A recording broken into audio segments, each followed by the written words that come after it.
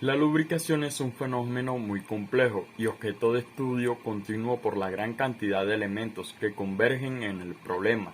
El concepto fundamental es la eliminación del contacto directo entre dos cuerpos sólidos que interfieren en sí dispersando la gran cantidad de energía en calor y desgaste.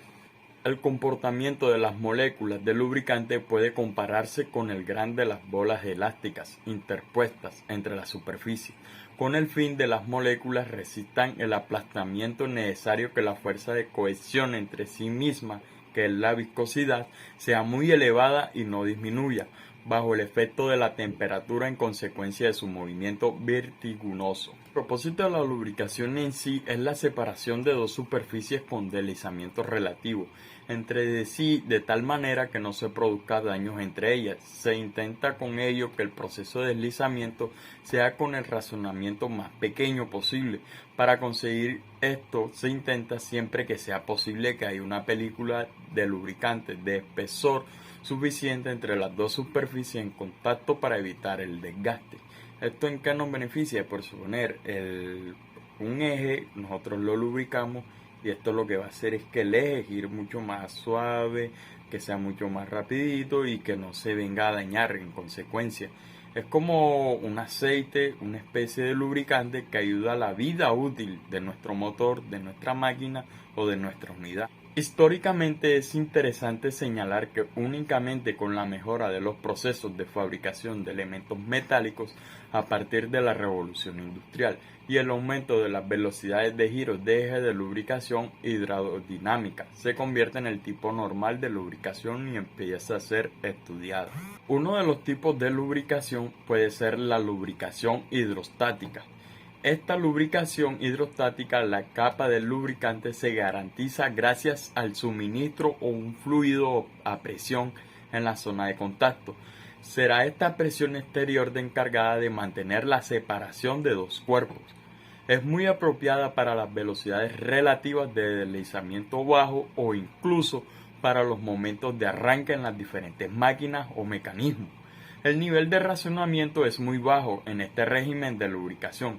Existen dos tipos de cojinetes hidrostáticos, el caudal constante y la presión constante. Otro tipo de lubricación es la lubricación hidrodinámica. Esta se tiende cuando al girar el eje arrastra el aceite creando zonas de sobrepresión y de presión. Llegando a un determinado momento, se crea una cuña de presión hidrodinámica a presión que mantiene los dos cuerpos sin ningún aporte de presión exterior. La formación de las cuñas hidrodinámicas depende fundamentalmente de los siguientes factores, como la viscosidad del lubricante, la velocidad de movimiento relativo entre los dos elementos, cojinetes y gorrón. Otro es el huelgo radial entre los dos elementos o podría ser la carga radial del eje. El tercer tipo de lubricante es el elasto hidrodinámica. Este se genera en los contactos altamente cargados, como podrían ser los lineales, que vendrían siendo los engranajes, los puntuales, que vendrían siendo los rodamientos de bolas. Como consecuencia de las cargas elevadas en los contactos se tiene el aumento de la viscosidad, 2. La deformación en los cuerpos, dado que la viscosidad aumenta debido a la presión, la distribución de la presión que aumenta, con lo que también le hace la capacidad de carga. Otro tipo de lubricación podría ser la sólida o la seca. Esta se ocurre a la lubricación cuando se producen algunas de las siguientes condiciones, como podrían ser las temperaturas elevadas, el acceso difícil del lubricante líquido, cargas extremas con vibraciones, la presencia de gases, disolventes o ácidos, etc. Los lubricantes más usados en este caso como el bisulfuro de molibdeno y el grafito, que poseen una estructura molecular en láminas superpuestas de tipo hojaldrado. Estos separan a los elementos que están en movimiento evitando el contacto físico entre ellos. Con toda la información dada, los lubricantes son sustancias que facilitan el deslizamiento y disminuyen, por tanto, el razonamiento en tres partes, en movimiento relativo, en la más amplia aceptación del vocablo, o un lubricante que podría ser sólido, un líquido o un gas.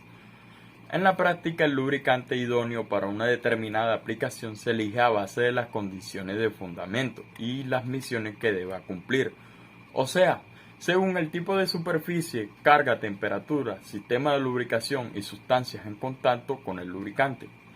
Los lubricantes líquidos son los que más se aplican por la variedad de sustancias disponibles, por la comodidad y eficiencia de su uso, y por la posibilidad de mejora o modificar sus características mediante aditivos.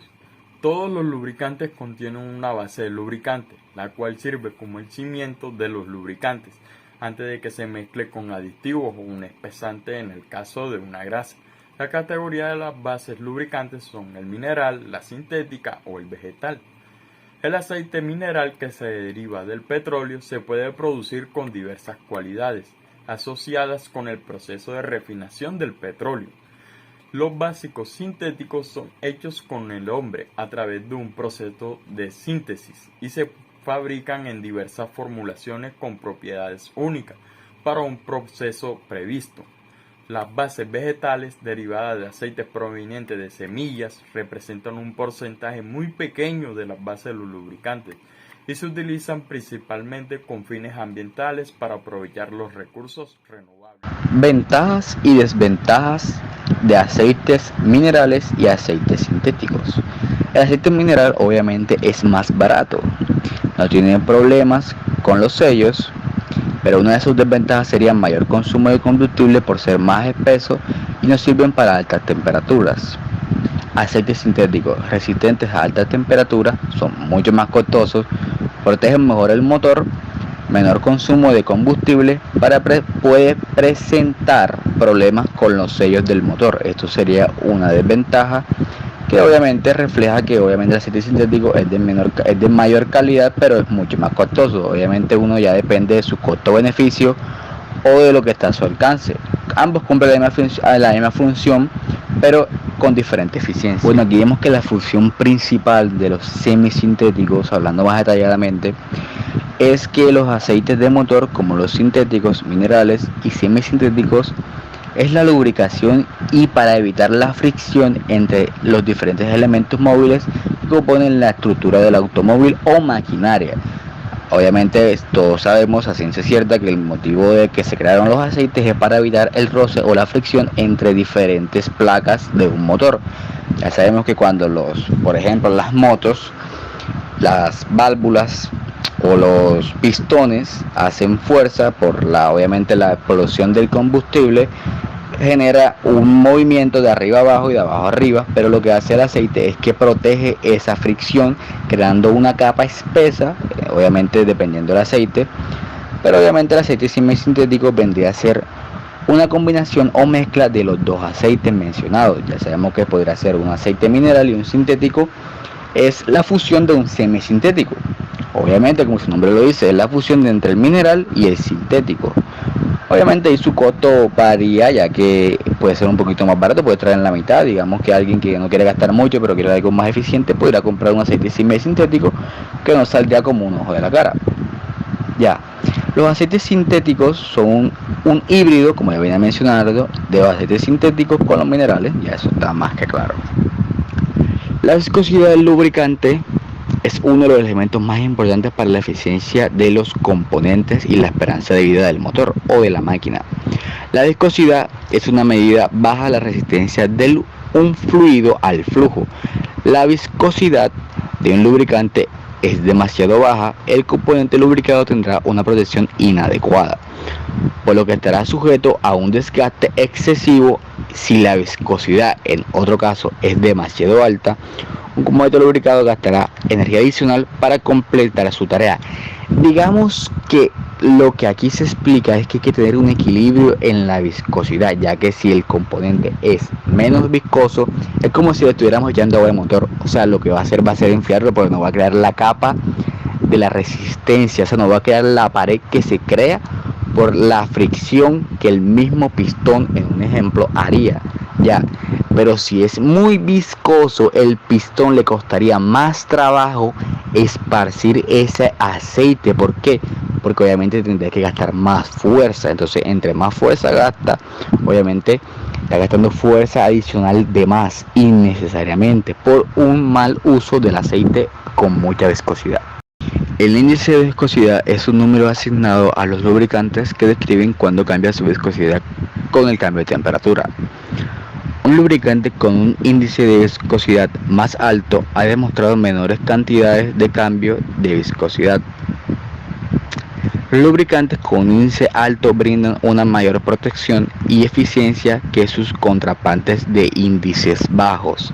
Es más probable que los lubricantes con altos índices de viscosidad retengan la viscosidad correcta para la aplicación específica porque resisten al pensamiento en la y el funcionamiento a temperatura fría o el adelgazamiento en funcionamiento a alta temperatura. Punto de vertido. El punto de vertido de un aceite lubricante es la temperatura a la que se deja fluir. Los dispersores de punto de vertido son aditivos que se utilizan para reducir el punto de vertido de los aceites lubricantes. Punto de nube. El punto de nube de un aceite lubricante indica la temperatura a la cual se forman los cristales de cera. Es importante porque los cristales de cera que se forman pueden obstruir los filtros en el sistema de aceite lubricante, causando la pérdida de la presión del aceite lubricado. Alto punto de inflamación. Un punto de inflamación es la temperatura más baja a la que se debe calentar el lubricante antes de que su vapor se incendia cuando se mezcla con el aire. Puede ayudarlo a determinar los requisitos de temperatura de almacenamiento y transporte del lubricante. Número de baja de humidificación.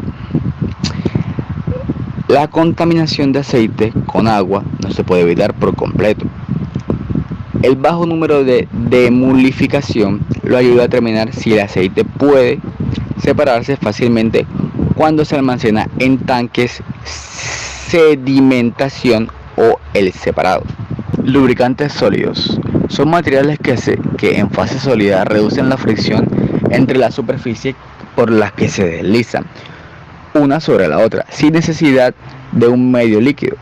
Son capaces de proveer una lubricación mejorada a temperaturas elevadas cuando se comparan con lubricantes tradicionales con bases de aceite. Obviamente tienen mayor eficiencia porque son sólidos y son mejores a altas temperaturas, como lo dice el texto.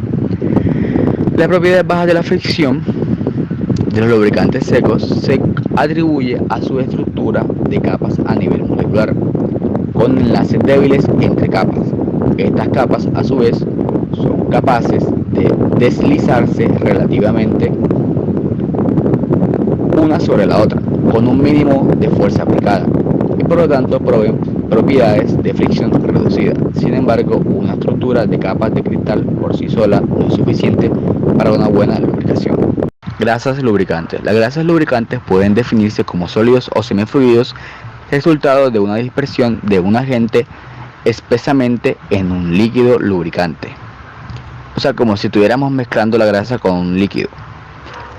En tanto que no pueden decidirse exactamente si son líquidos o son sólidos, se identifica como un sólido plástico con propiedades viscoelásticas. Contienen del 65% al 95% en peso de aceite lubricante y del 5% al 35% de espesamente y del 0% al 10% de aditivos. O sea, aquí podemos darnos cuenta que es más que nada como un compuesto entre varios lubricantes o grasas. Ya, generalmente clasificar a partir de un grado de fluidez y o consistencia de la grasa lubricante también se agrupa en función de sus componentes mayoritarios.